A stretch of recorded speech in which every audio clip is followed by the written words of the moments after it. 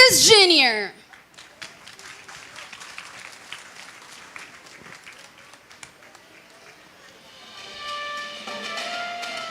We are now witnessing the President being briefed about the housing project by DHSUD Secretary Jose Rizalino Acuzar.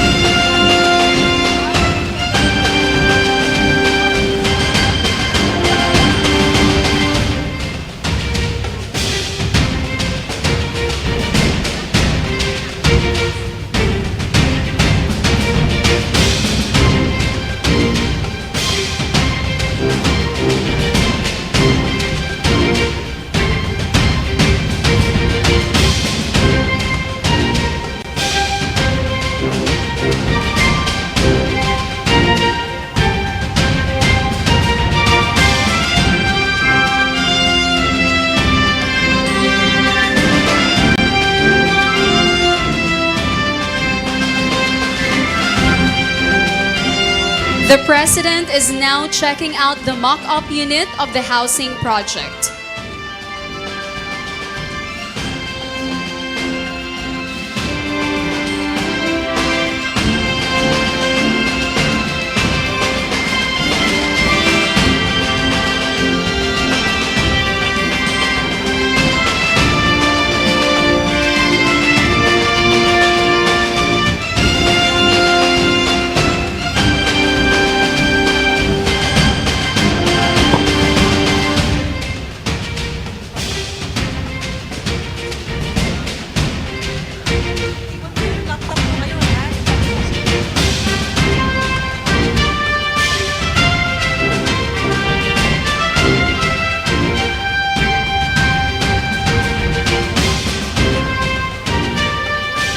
Once again, ladies and gentlemen, the President of the Republic of the Philippines, His Excellency, Ferdinand R. Marcos Jr.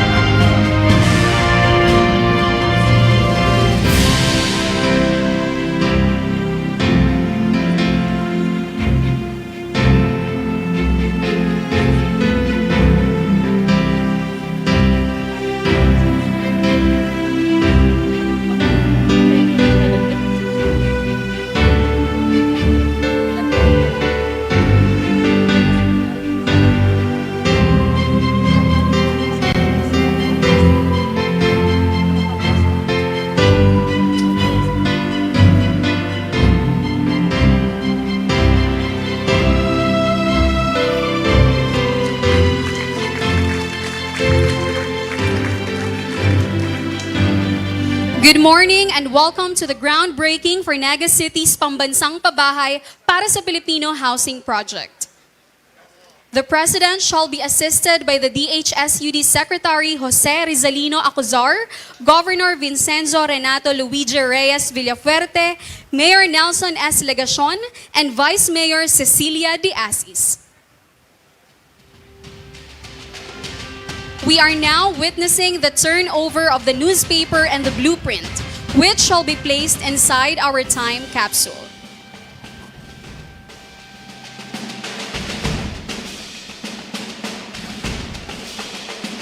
Now, the coins are being turned over as well.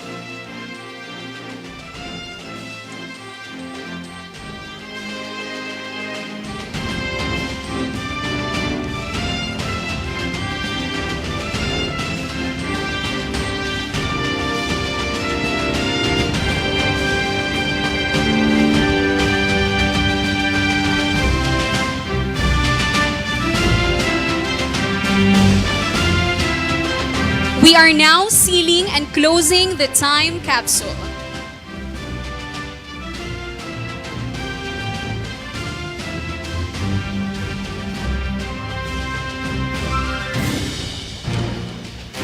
We are now witnessing the lowering of the time capsule.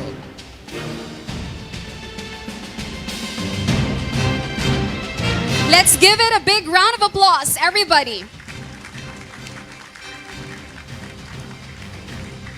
And now, we turn over the shovels to the President, DHSUD Secretary Jose Rizalino Acuzar, and the rest of the party. They are now to cover up the capsule.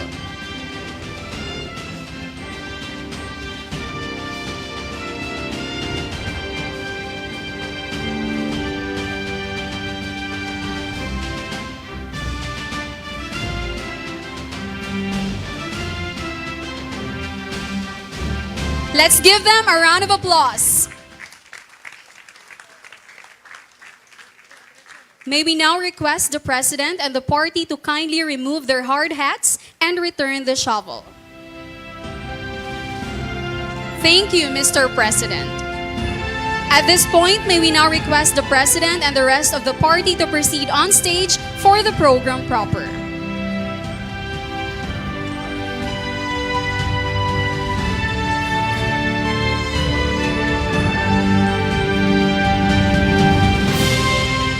We may now be seated.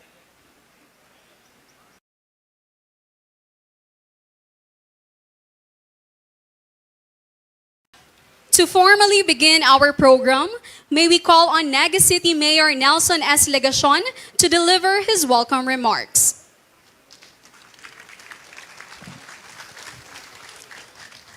Good morning, everyone. Marhay na pagkaaga.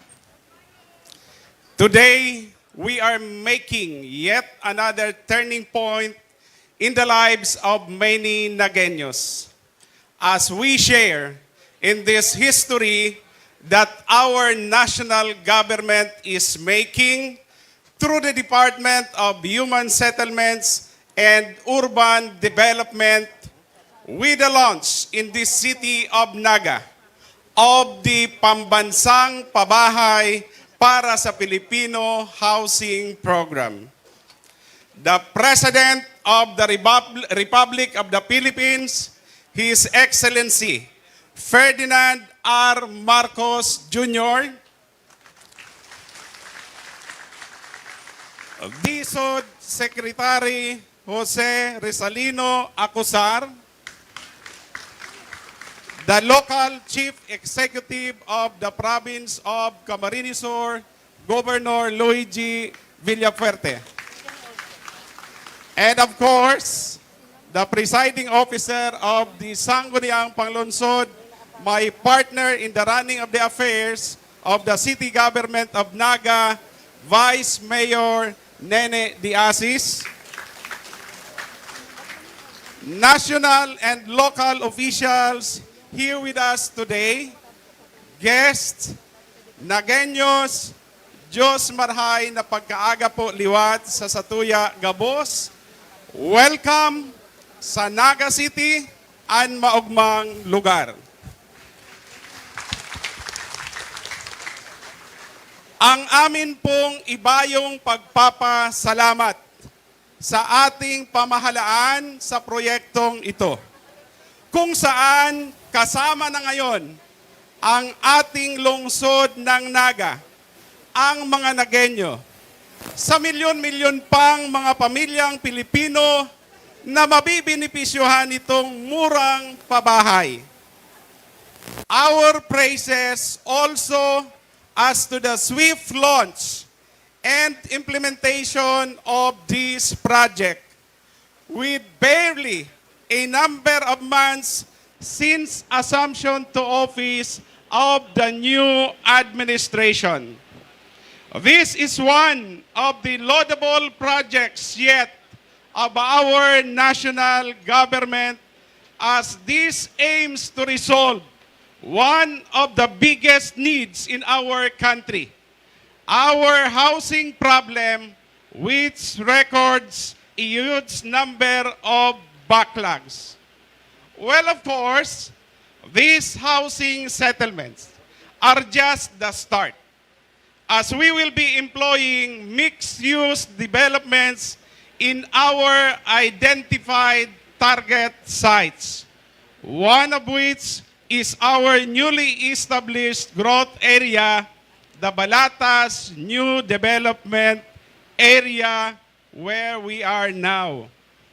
These developments will further attract the growth of business activities, bring in more jobs, open more employment opportunities, and cause further urban development, and eventually the growth of our local economy. Mga kababayan, ang proyekto pong ito na ating papasimulan ngayon ay hindi lang bahay. Sa ilan, ito ay kanilang buhay. Sa karamihan, hindi lang po ito tirahan. Ito ang kanilang magiging mga tahanan. Hindi lang po ito basta maraming palapag na gusali. Sa ilan, ito ay pag-aahon sa maraming taong paghihirap at pusali. Sa bawat benepisyaryo, hindi lang po ito basta istruktura. Ito po ay pamana. Ito po ay kanilang legasiya. For this commendable undertaking, that is one really good strategy as we aim for livable and sustainable communities. Once again, we express our deepest gratitude and appreciation to our national government especially to His Excellency, President Ferdinand R. Marcos Jr. Mabuhay ang Pilipinas! Mabuhay ang pamilyang Pilipino! Thank you, Mayor Legacion. And now, may we request everyone to direct your attention on screen for a short audiovisual presentation.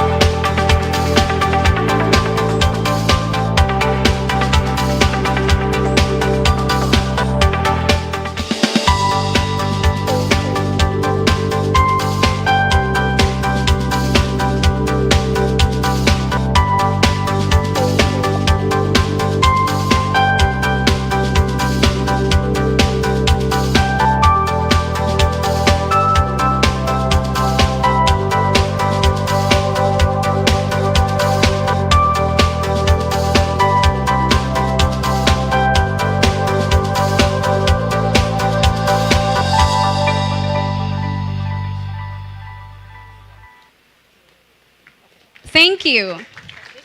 At this juncture, may we call on DHSUD Secretary Jose Rizalino Acuzar to introduce our keynote speaker.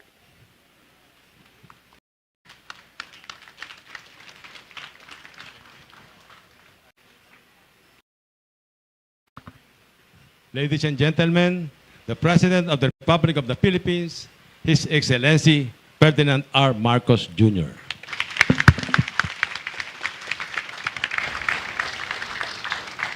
Thank you very much. Please take your seats. Maraming salamat sa ating Human Settlements and Urban Development Secretary, Secretary Jerry Acuzar, the father of the province. I just like saying it. Thank you. Tinutokso ko yung inyong governor kasi sinasabi ko the father of the province na nanibago ako kasi nung una kong siyang nakilala, batang-bata pa ito. Ngayon, father na siya ng kanyang probinsya.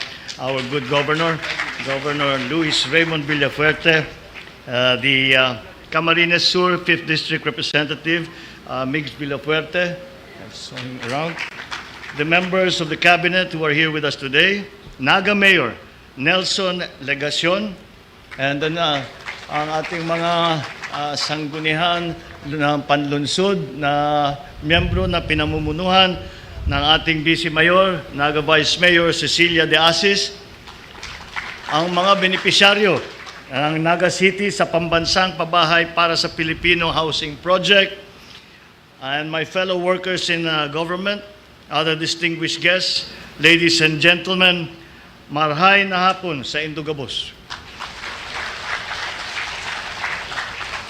Buong galak po ang ating pagsalubong sa araw na ito upang pasinayaan ang proyektong pabahay dito sa Barangay Balata sa lungsod ng Naga. Sa lugar na ito, itatayo natin ang 7 gusali na binubuo ng higit ng 1,100 matitirahan. Bukod sa mga gusali na ipapatayo dito, titiyakin natin na ang mga naninirahan dito ay magkakaroon ng sapat na oportunidad upang makapaghanap buhay at kumita. Gagawa din tayo ng mga paraan upang mapalapit ang pamilihan, paaralan at paggamutan. Ngunit itong trabaho na ito, sinasabi ko sa inyo, sinasabi ko sa mayor ninyo, at yung mga ibang aming project na ginagawang housing, dahil nga human settlement ang ginagawa namin, kami ang naglalagay ng palengke, ng bilihan, kami ang maglalagay ng eskwelahan. Dito nagawa na ninyo. Kaya nasa amin na lang yung pabahay.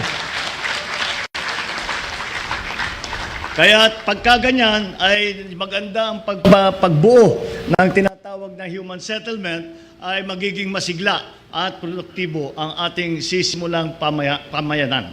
Ang proyektong ito ay bahagi ng tuloy-tuloy at walang tigil na pagsisikap ng inyong pamahalaan upang matupad ang mga adhikain natin sa ilalim ng 4PH program ng ating bansa.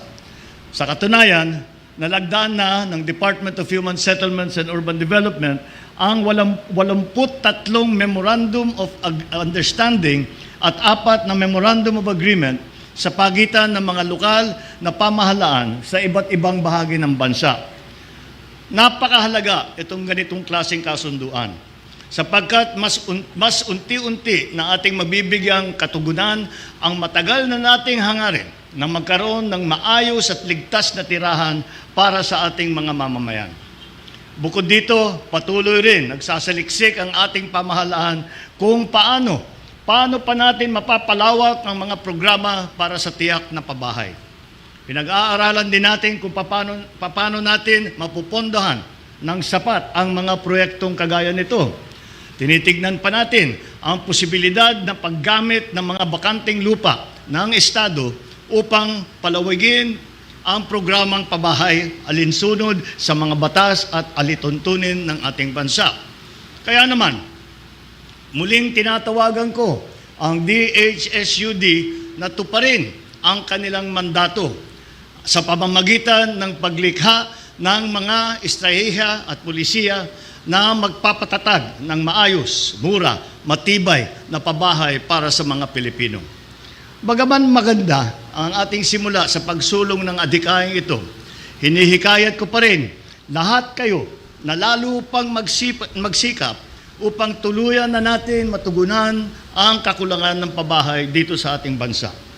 Tuklasin ninyo ang iba't ibang paraan na maaari nating sundin tungo sa pagtatayo ng sapat na mga pabahay para sa lahat dito sa Pilipinas, gaya ng pagkikipagtulungan sa ibang ahensya at pamahalaan, gayon din sa pribadong sektor at ang isang mahalagang kasama natin, ating kapartner dito sa ating mga proyekto, ang ating mga LGU.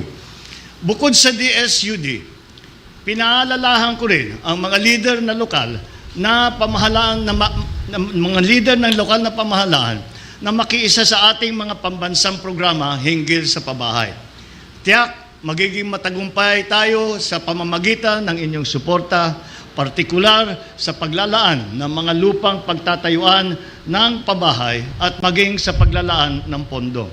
Kaya naman, tinatawagan ko rin ang lokal na pamahalaan ng Naga na makipag-ugnayan sa mga kontraktor at iba pang mga organisasyon katuwang sa pagtatag ng proyektong ito upang masiguro na ang lahat ng dokumentong kinakailangan ay maipasa sa oras at hindi maantala ang paggagawa nito. Pero nasasabi ko na very progressive ang dito sa Naga, siguro imbis na ako maghikayat sa local leadership ng Naga ay ipapakita natin sa mga ibang LGU kung paano ang isang paraan para maging matagumpay at maayos ang ating proyekto. Nais ko rin gamitin ang pagkakataong ito upang igiit sa DHSUD at sa ating mga LGU at iba pang ahensya na maging matapat at bukas sa inyong mga transaksyon, lalong-lalo na sa mga gawaing may kaugnayan sa pabahay. Bilang pangwakas, tandaan natin na maging sa wikang Pilipino, ang salitang tahanan ay hindi lamang isang lugar, kung hindi ang isang sagradong espasyo kung saan tayo ay tinatanggap ng lubos at minamahal ng totoo. Kaya inaanyayahan ko po kayong lahat na makilahok at makiisa sa programang ito at sa iba pang adhikain ng inyong pamahalaan na naglalayong pagandahin ang buhay ng bawat Pilipino. Sa ating pagkakaisa at pagtutulungan, nakakatiyak ako na makakamit natin hindi lamang ang tagumpay, kundi maging ang ating hangarin magkaroon ng isang matatag at maunlad na Pilipinas sa mga susunod na taon. Diyos mabalos po sa Indugabos. Thank you, Mr. President. At this point, may we request the President to kindly grant us a photo opportunity. May we call on stage the representatives from the key shelter agencies and government financial institutions.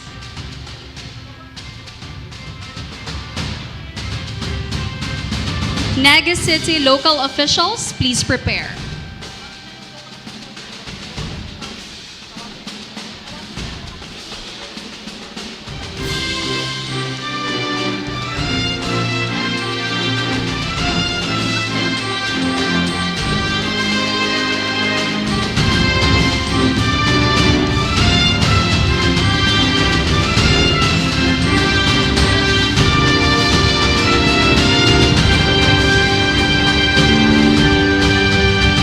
To our key shelter agencies and government financial institutions representatives, please exit to your right.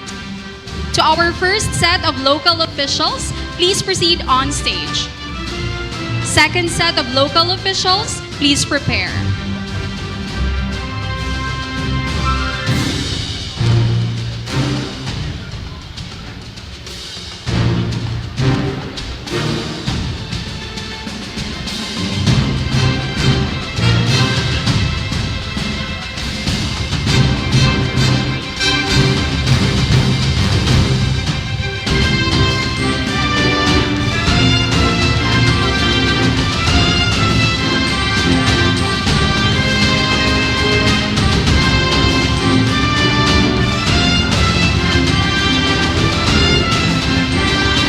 Thank you to our local officials. Please exit to your right.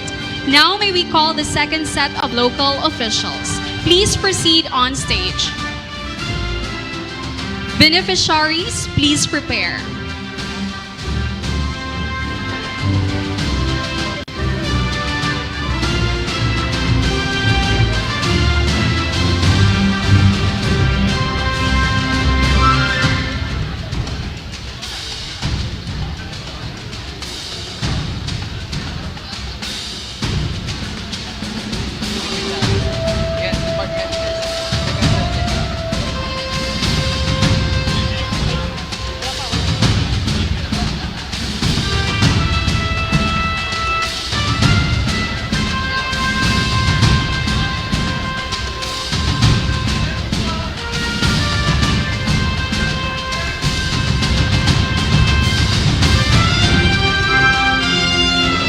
Thank you, our local officials. Please exit to your right. May we now call the beneficiaries to please proceed on stage.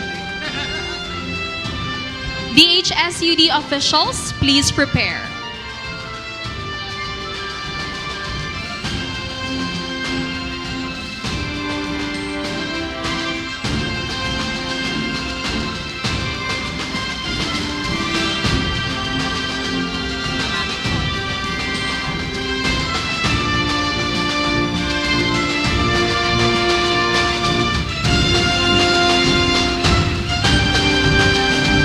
Thank you to our beneficiaries. Please exit to your right. Next, the DSUD officials. Please proceed on stage. Special guests, please prepare.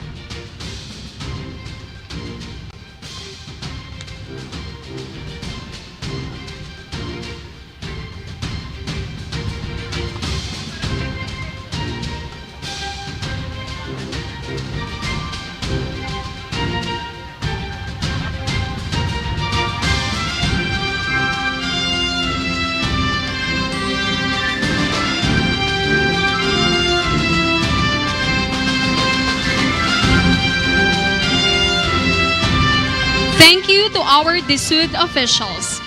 Please exit to your right. Next, our first set of special guests. Please proceed on stage.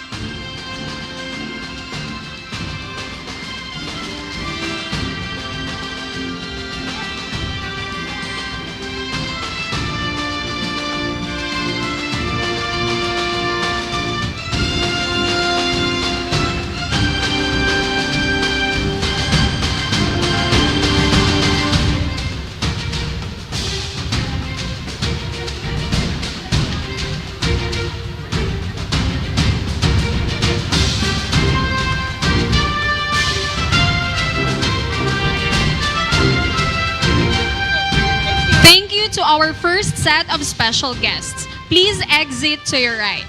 Next, our second set of special guests. Please proceed on stage.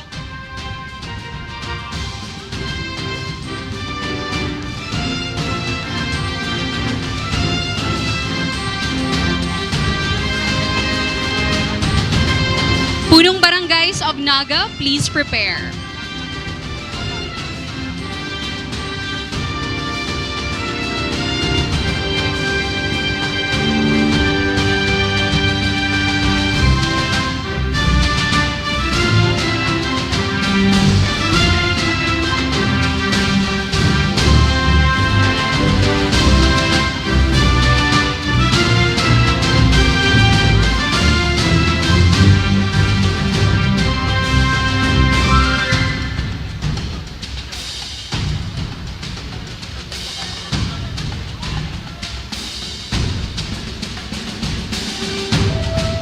Thank you to our second set of special guests.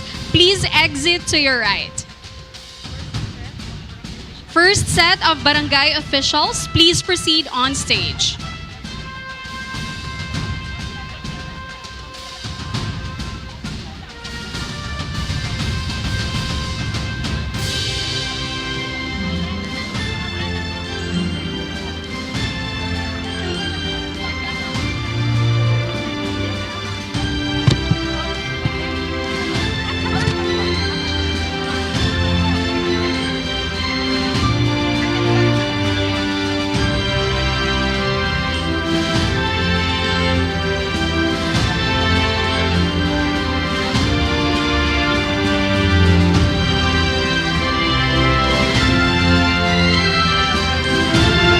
Thank you to the first set of Punong Barangays. Please exit to your right. Second set of Punong Barangays, please proceed on stage.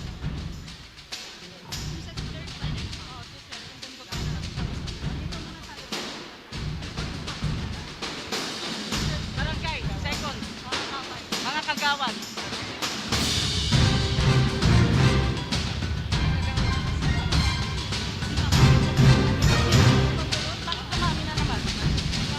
Sige, ito naman kami mga kagawad.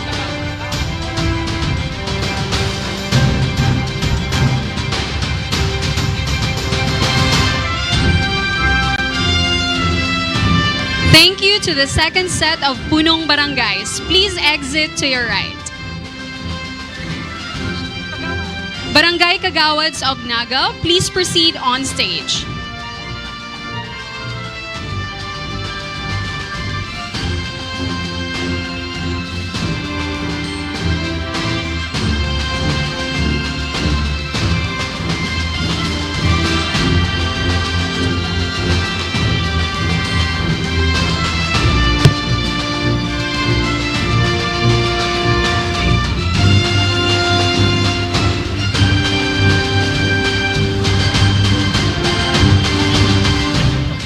Thank you, Barangay Kagawads of Naga. Thank you, Mr. President. That concludes our program. Thank you, Mr. President, for leading the groundbreaking for Naga City's Pambansang Pabahay para sa Pilipino Housing Project. Maraming salamat, mahal na Pangulo, sa mga nakamtang tagumpay at mga benepisyo ng ating bayan. Once again, ladies and gentlemen, His Excellency President Ferdinand R. Marcos Jr. May we